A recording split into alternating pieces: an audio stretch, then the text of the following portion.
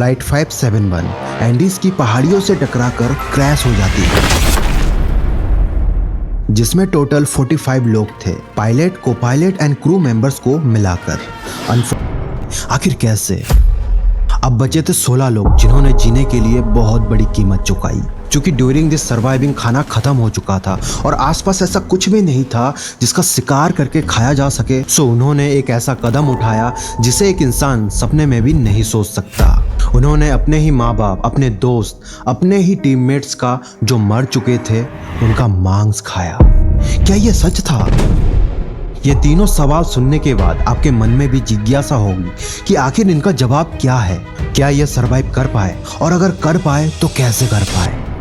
तो दोस्तों, आगे क्या हुआ ये जानने के लिए वीडियो को एंड तक जरूर देखें। और हाँ, अगर आप इस चैनल में नए हो तो सब्सक्राइब जरूर करें। मैं हूँ सौरभ, तो चलिए इस कहानी को साथ मिलकर जानते हैं।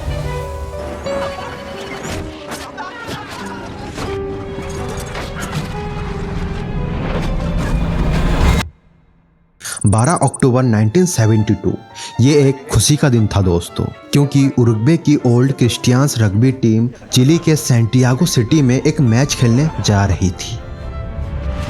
एक्चुअली ये प्लेयर्स जब भी कहीं मैच खेलने जाते थे ना, तो अपने साथ अपने फैमिली प्लेन बुक किया, फायरचाइल्ड FH-22D, जिसे फ्लाइट 571 भी कहा जाता है। ये प्लेन दोस्तों उरुग्वेयन एयरफोर्स का था।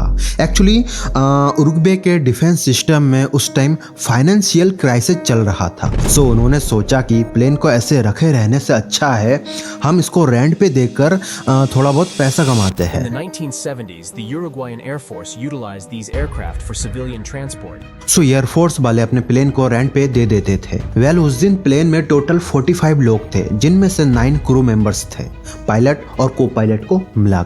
दोस्तों, प्लेन का कलर वाइट था और इस कलर को याद रखना, क्योंकि इसी कलर की वजह से वे लोग आगे चलकर 72 डेज तक नर्क जैसी जगह में फंसे रहे। नाउ प्लेन सही सलामत टेक ऑफ करती है। उनका रूट सिंपल था, उरुग्वे से Andes mountain and Andes mountain से चिली के सैंटियागो सिटी। दोस्तों, ये जर्नी ना 3 घंटे का होता, बट ऐसा हुआ नहीं। लेकिन जो हुआ ना वो काफी खतरनाक था, वो अभी आएगा, आगे बने रहो। सभी पैसेंजर्स प्लेन में हंसी मजाक कर रहे हैं।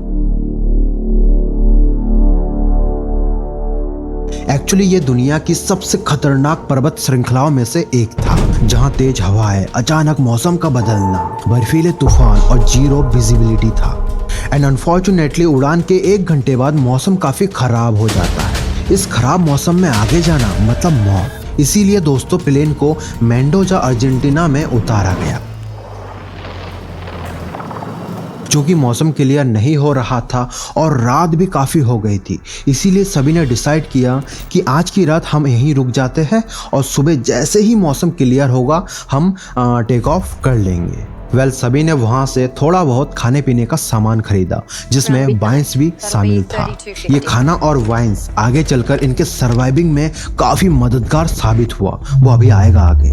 13 अक्टूबर 1972 दोपहर के लगभग 2 बज रहे थे। सैडली मौसम अभी खराब था, लेकिन प्लेयर्स को वहाँ जल्द से जल्द पहुँचना था, क्योंकि उनका मैच स्टार्ट होने वाला था। सो पायलट से जब ये सारी बातें शेयर किया गया तो उसने बताया कि मैं इस रूट को बहुत ही अच्छी तरह से जानता हूँ, क्योंकि मैंने यहाँ पर 29 टाइम्स प्लेन उड़ा रखा है। ये बातें सुनकर सभी उस पर ट्रस्ट कर लेते हैं और यही ट्रस्ट आगे चलकर इनमें से लगभग आधे से भी ज़्यादा लोगों के मौत का कारण बनता है।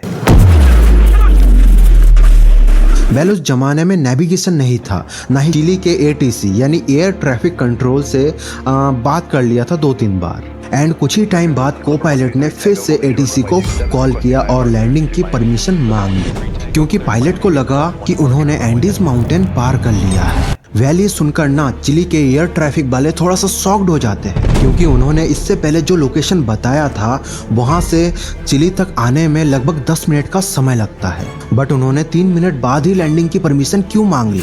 दोस्तों, उनका शक सही था, लेकिन उन्होंने इस चीज़ को लाइटली लिया और लैंडिंग की परमिशन दे दिया। देखो, हुआ कुछ ऐसा कि मौसम खराब होने के कारण ना एंडीज की पहाड़ी बादलों में पूरा ढक चुका। वेल एटीसी से परमिशन मिलते ही पायलट ने प्लेन को नीचे कर दिया, लगभग जमीन से 11,500 फीट ऊपर। एंड पीछे बैठे 7 पैसेंजर्स हवा में गायब हो गए, जिनका कभी नामो निशान नहीं मिल पाया। कुछ टाइम बाद राइट विंग्स भी टूट गई। उसमें जो भी पैसेंजर्स बचे थे वे डर के मारे चीखने चिल्लाने लगे कि बचाओ बचाओ बचाओ। एंड देन उसके कुछ ही टाइम बाद लेफ्ट विंग्स भी टूट गए। दोस्तों अब सिर्फ कॉकपिट और आगे का हिस्सा बचा था, जो 350 किलोमीटर पर आवर की स्पीड से ग्लेशियर से जाके टकरा गया। ऑन द स्पॉट पायलट, को पायलट और 3 लोग हैवी इंजरी के कारण खत्म हो गए। लकीली 33 लोग जिंदा बच गए थे। किसी की टांग टूट गई तो किसी के अंदर मेटल का फ्रेम घुस गया।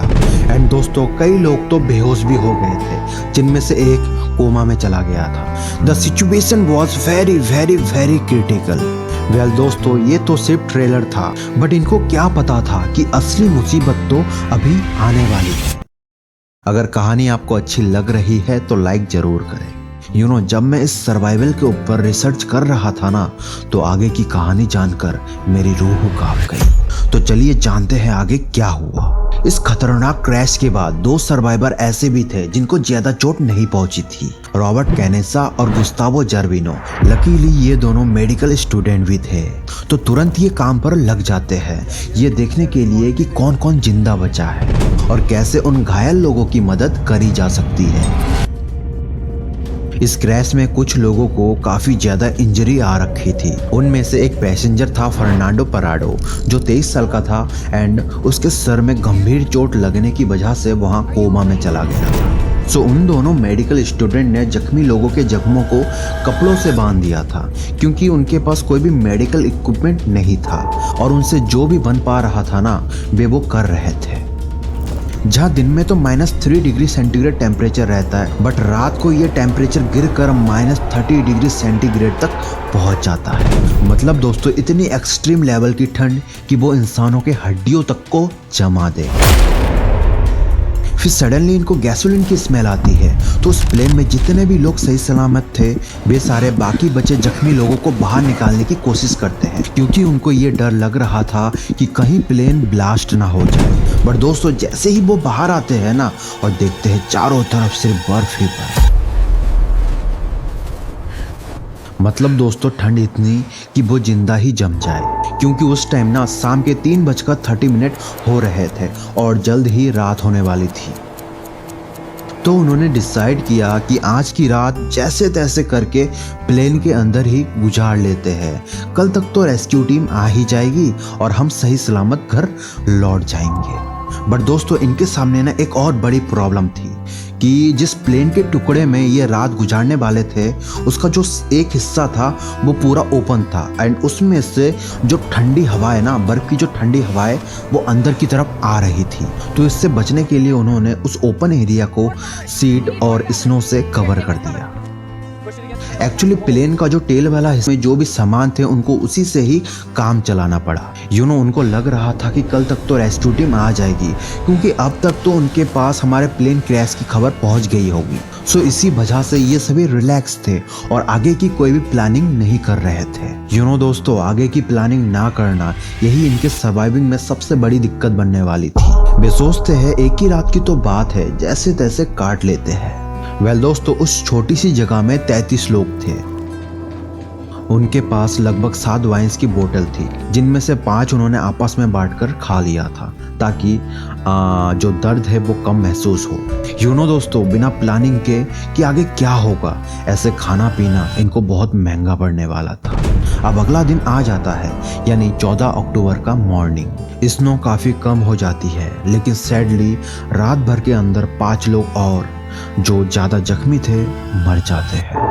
नाउ टोटल 28 लोग बचे थे 33 लोगों में से। तो ये लोग क्या करते हैं, उन 5 पैसेंजर को जिनकी जान चली गई थी प्लेन से निकाल कर बाहर रख देते हैं, क्योंकि प्लेन में ऑलरेडी जगह की कमी थी।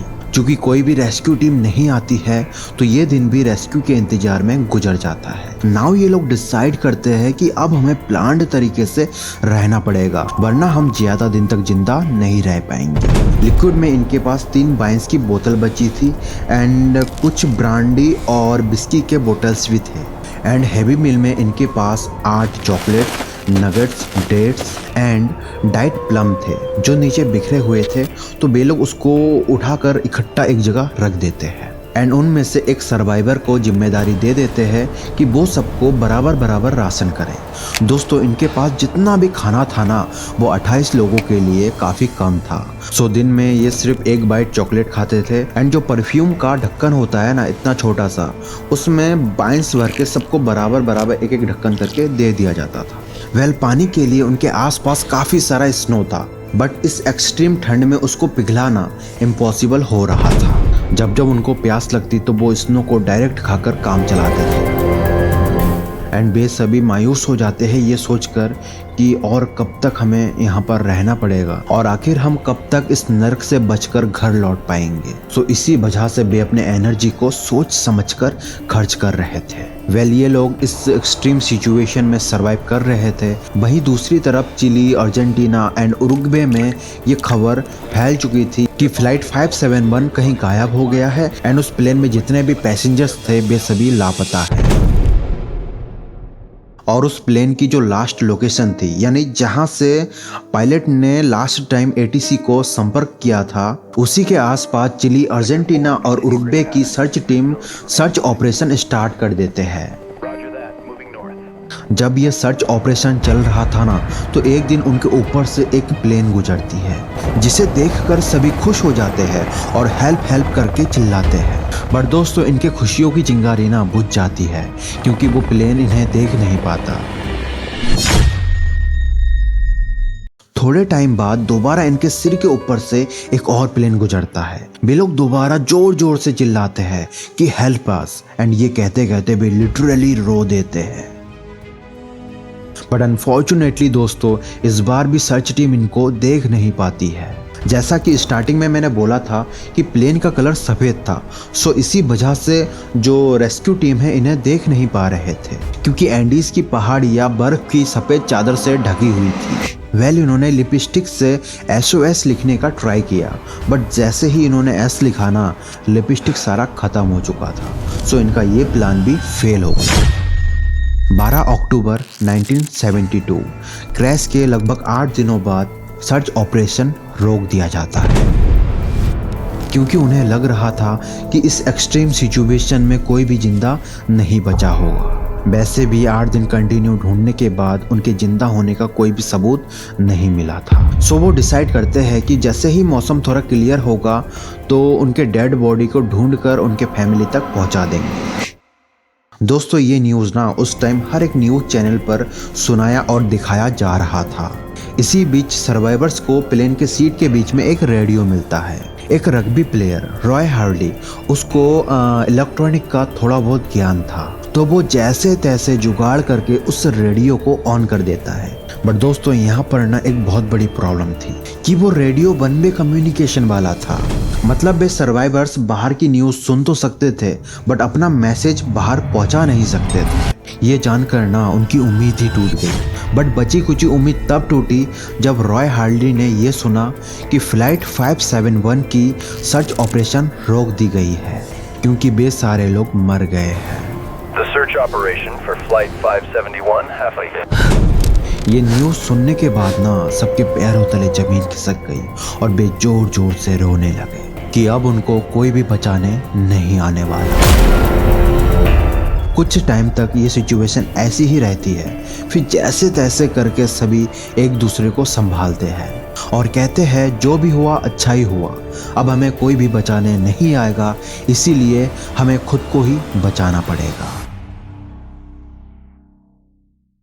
अब शुरू होने वाला है सर्वाइविंग का असली खेल, जहां इंसानियत एग्जिस्ट नहीं करती।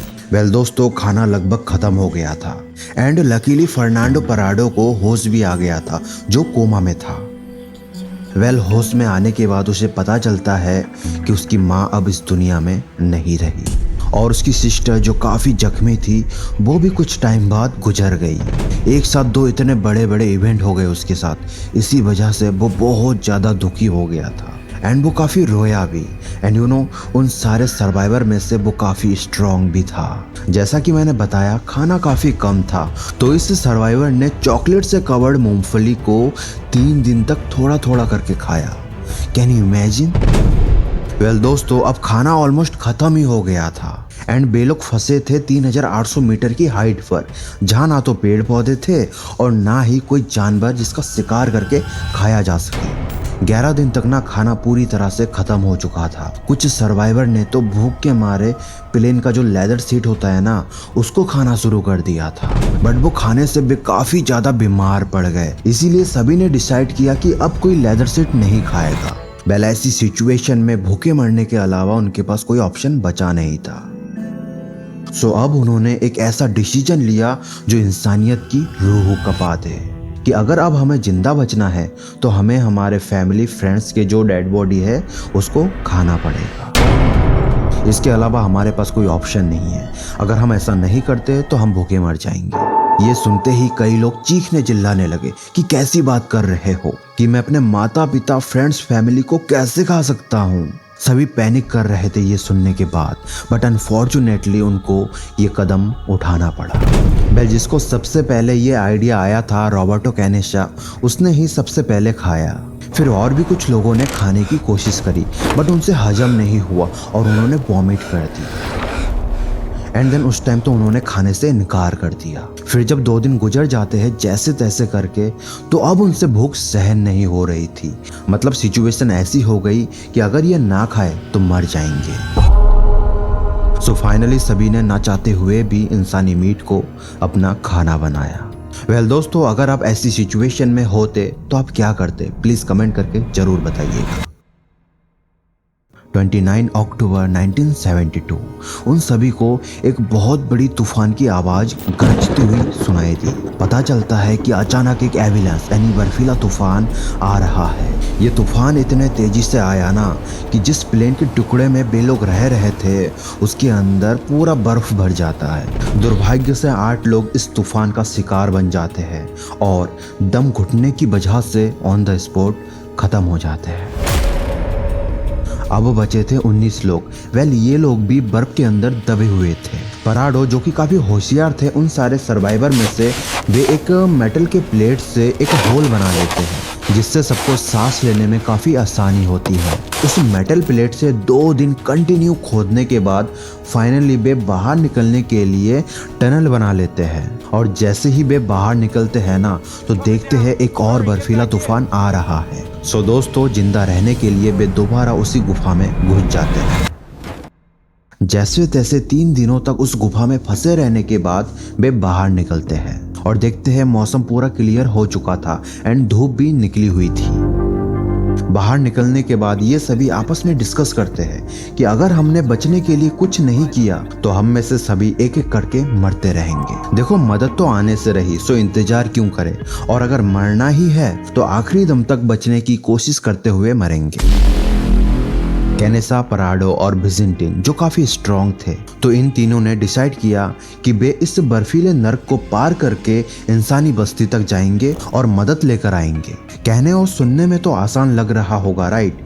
लेकिन दोस्तों, ये रास्ता इतना खतरनाक होने वाला था कि आप इमेजिन भी नहीं कर सकते। इन्होंने गैस किया कि ये 3 दिनों में ही इंसानी बस्तियों तक पहुंच जाएंगे। सो सभी ने इनको थोड़ा सा ज्यादा 3 दिनों का एक्स्ट्रा खाना दे दिया। क्योंकि इनके पास गर्म कपड़े नहीं थे, इसीलिए इन्होंने अपने टी शर्ट के अंदर प्लेन के सीट में से रुई को निकालकर भर दिया था। ऊपर से 2-3 शर्ट भी डाल दिया और 2-3 जींस भी एक्स्ट्रा पहन लिया था। इनका पहला टास्क था लोकेशन ढूंढना। तभी इनको याद आता है कि क्रैश से पहले को पायलट ने एक अनाउंसमेंट किया था कि इनके हवाई जहाज ने कुरिको सिटी पार कर लिया है। 15 नवंबर 1972 क्रैश के 33 दिनों बाद रेस्ट करके एनर्जी बिल्डअप करने के बाद वे तीनों ईस्ट की तरफ चल पड़ते हैं मदद ढूंढने। घंटों तक ईस्ट की तरफ चलने के बाद इनको अपने हवाई जहाज का पिछला हिस्सा दिखाई देता है, जिसे देखकर वे लोग काफ़ी खुश हो जाते हैं क्योंकि उसमें काफ़ी मात्रा में खाना था, गर्म कपड़े थे और दवाइयाँ भी थी। एंड लकीली उनको वहाँ पर 2-वे कम्युनिकेशन वाला रेडियो ट्रांसमीटर भी मिलता है। चूँकि रात होने वाली थी तो वे वहीं रुक जाते हैं। अगले दिन वे डिसाइड करते हैं क्यों ना हवाई जहाज से बैटरी निकालकर इस रेडियो ट्रांसमीटर को चलाया जाए। चूँकि बैटरी काफ़ी भारी था तो इसे क्रैश साइट तक ले जाना इम्पॉसिबल था, तो उन्होंने डिसाइड किया कि रेडियो को यहीं से चालू करने की कोशिश करते हैं। But unfortunately battery DC current वाला था और रेडियो एसी करंट वाला, तो इन दोनों को कनेक्ट करने का इनके पास कोई ऑप्शन नहीं था। तो सैडली ये प्लान भी फेल हो जाता है। अब इनके पास एक ही रास्ता बचा था कि अगर जिंदा बचना है तो वेस्ट की डायरेक्शन में पैदल चलना शुरू करना पड़ेगा। 11 दिसंबर 1972 क्रैश के 59 डेज बाद एक और बड़ा सा बर्फीला तूफान आता है, जिसमें क्रैश साइट पे जितने भी पैसेंजर्स थे उनमें से 3 पैसेंजर्स ऑन द स्पॉट खत्म हो जाते हैं। देखो, वेस्ट की पहाड़ियों में रात को -30 डिग्री टेम्परेचर होता है, तो इन तीनों को सोने के लिए कोई जुगाड़ चाहिए था। तो उन सर्वाइवर में से एक 18 साल का सर्वाइवर था कार्लोस, जो अपने साथ सुई धागा लेकर आया था। तो उसने सुई धागे की मदद से प्लेन के सीट का यूज करके एक स्लीपिंग बैग बना दिया था। अगला दिन यानी 12 दिसंबर 1972 2 महीने पूरे हो चुके थे। ये तीनों सर्वाइवर पराडो, कैनेसा और बिजेंटिन निकल पड़ते हैं एक इम्पॉसिबल से सर्वाइविंग को पॉसिबल बनाने। बिना किसी हाइकिंग ट्रेनिंग और बिना किसी हाइकिंग इंस्ट्रूमेंट के ग्लेशियर पर ट्रैक करने। वेस्ट की तरफ जाने का मतलब था इनको नीचे जाने के लिए सबसे पहले पहाड़ की चोटी पर जाना पड़ेगा। वेल, इन्होंने अंदाजा लगाया कि वे वहाँ 2-3 दिनों में ही पहुँच जाएंगे, सो इसीलिए इन्होंने उस हिसाब से खाना लिया था। वेल, जो स्लीपिंग बैग ये लेकर आए थे वो रात को काम आ रहा था। तीनों एक दूसरे से चिपक कर सोते हुए रात गुजार रहे थे और दिन में वे धीरे धीरे बड़े ही मुश्किल से ऊपर चढ़ते थे। रास्ता बहुत लंबा है, ये इनको 4 दिनों बाद समझ आया। चूँकि खाना काफ़ी कम था तो उनमें से एक सर्वाइवर बिजेंटिन ने डिसाइड किया कि वो वापस मुड़कर क्रैश साइट पर चला जाएगा और बचे हुए 2 लोग ही आगे बढ़ेंगे ताकि खाना खत्म ना हो जाए हेल्प मिलने से पहले। 15 दिसंबर 1972 बिजेंटिन वापस चला जाता है। ओनली 1 घंटे के अंदर जहाँ तक पहुँचने के लिए उनको 5 दिन लगा था। पराडो और कैनेसा ऊपर चढ़ते रहते हैं। 3 घंटों बाद वे पहाड़ की चोटियों पर पहुंच जाते हैं। वहां का नजारा देखने के बाद उनकी सारी उम्मीदें टूट जाती है, क्योंकि दूर दूर तक सिर्फ बादल और सफेद पहाड़ ही दिख रहे थे। इस पॉइंट पे उन्होंने जीने की उम्मीद भी छोड़ दिया था। लेकिन पराडो कोशिश करते हैं कि कुछ तो अच्छा दिखाई दे। काफी कोशिशें करने के बाद काफी दूर यानी वेस्टर्न हॉरिजन में उनको एक हरा भरा पहाड़ दिखाई देता है। ये नज़ारा देखने के बाद लिटरली उनके जान में जान आता है। नाउ पराडो और कैनेसा उसी दिशा में निकल पड़ते हैं। कई दिनों तक हाइकिंग करने के बाद वे फाइनली नदी किनारे पहुंच जाते हैं। वेल, नदी को देखकर वे लोग काफी खुश हो जाते हैं, मानो उनको दोबारा से जिंदगी मिल गई हो। वेल, सबसे पहले वे जी भरकर पानी पीते हैं। नदी मिलने का मतलब है कि वे बहुत जल्द इंसानी बस्ती तक पहुंचने वाले थे, सो वे नदी के डायरेक्शन को फॉलो करते हुए आगे बढ़ते हैं। एंड फाइनली 9 दिनों तक कंटिन्यू ट्रैकिंग करने के बाद 20 दिसंबर 1972 को इन्हें कुछ गाय दिखाई देता है। नदी के उस पार वहाँ उनको मैगी का पैकेट भी दिखाई देता है। वेल, इस पॉइंट पे ये इतने थक गए थे कि 2 कदम और आगे चलना भी इनके लिए मुश्किल हो रहा था। तभी नदी के पास एक घोड़े में सवार आदमी दिखाई देता है। वे दोनों चिल्लाते हैं कि हेल्प हेल्प, बट नदी के पानी का शोर इतना ज्यादा था कि हॉर्समैन उनको सुन नहीं पाता है। बट कुछ टाइम बाद लकीली वो हॉर्समैन उन दोनों को देख लेता है और चिल्लाकर कुछ कहता है। बट पराडो और कैनेसा को बस इतना ही सुना देता है कि टुमारो। वे दोनों सर्वाइवर वहीं पर इंतजार करते हैं। दूसरा दिन वो हॉर्समैन दोबारा अपने साथ एक पेन और पेपर लेके आता है, जिसमें वे लिखते हैं कि व्हाट डू यू वांट, और एक पत्थर में उस पेपर को रैप करके और कलम को बांध के उनकी तरफ फेंक देते हैं। पराडो और कैनेसा पहली बार उस पेपर में एक मैसेज लिखते हैं कि I come from a plane that fell in the mountains. मैं उरुग्वे से आया हूँ। हम 10 दिनों से पैदल चल रहे हैं। मेरे 14 दोस्त प्लेन के क्रैश साइट पर फंसे हुए हैं। हमें जल्दी से मदद चाहिए। हमारे पास खाना नहीं है और हम काफी कमजोर हो गए हैं। हमारे पास चलने तक की हिम्मत और एनर्जी नहीं बची है। प्लीज हमें बचा लो। हम कहाँ पर है हमें ये भी नहीं पता। दूसरी तरफ इस लेटर को एक्सेप्ट करने वाला आदमी चिली देश का एक किसान था। He was shocked after reading this letter. End में उन दोनों को इशारों में समझाते हैं कि मैंने समझ लिया है। फिर अपने साथियों से डिस्कस करने के बाद उसको ध्यान आता है कि हाँ यार, 2 महीने पहले एक प्लेन क्रैश की खबर तो सुना था हमने। एंड जब उनको रियलाइज होता है कि उस प्लेन क्रैश से कुछ लोग अभी भी जिंदा बचे हैं तो उनके पैरों तले जमीन खिसक जाती है। उन्हें बिल्कुल भी यकीन नहीं हो रहा था इस मिरेकल पर कि 2 महीने हुए प्लेन क्रैश से कोई अभी भी जिंदा कैसे हो सकता है। वेल, जल्द से जल्द ये किसान अपने घोड़े को लेकर पास के शहर में पहुंचता है जहां एक कमांडर थे जिनको ये पूरी कहानी बता देता है। एंड टाइम ना वेस्ट करते हुए वो कमांडर अपने आर्मी ऑफिसर को इन्फॉर्म कर देते हैं। सबसे पहले इन दोनों को रेस्क्यू कर लिया जाता है। इनका वेट आधा हो चुका था। वेल, 72 दिनों की इस एक्सट्रीम सिचुएशन के बाद इन लोगों ने इंसानों को देखा था और इन्हें यह भी पता चलता है कि 61 किलोमीटर का इम्पॉसिबल ट्रैक पार करके वे यहाँ तक पहुंचे हैं। जैसे ही ये खबर सबको पता चलता है तो ये इंटरनेशनल न्यूज बन जाती है। खैर, चिली के एयरफोर्स 3 हेलीकॉप्टर भेज देते हैं फॉर रेस्क्यू, बट सबसे पहले उन दोनों से उनका लोकेशन पूछा जाता है, लेकिन वे दोनों कहते हैं कि हम खुद जाएंगे आपके साथ, अपने साथियों को ना है। वेल दोस्तों, इससे भी खतरनाक सर्वाइवल स्टोरी यहाँ पर आ रही होगी जहाँ 28 लोग 500 से भी ज्यादा दिनों तक अंटार्कटिका हेल में फंसे रहे, जहाँ टेम्परेचर -40 से -50 डिग्री सेंटीग्रेड तक गिर जाती है। तो इस कहानी में मैंने बताया कि ये लोग सही सलामत वहां से बचकर 500 दिनों बाद वापस कैसे आते हैं। Thanks for watching. Do subscribe and comment करके जरूर बताना कि आपको ये कहानी कैसे लगी।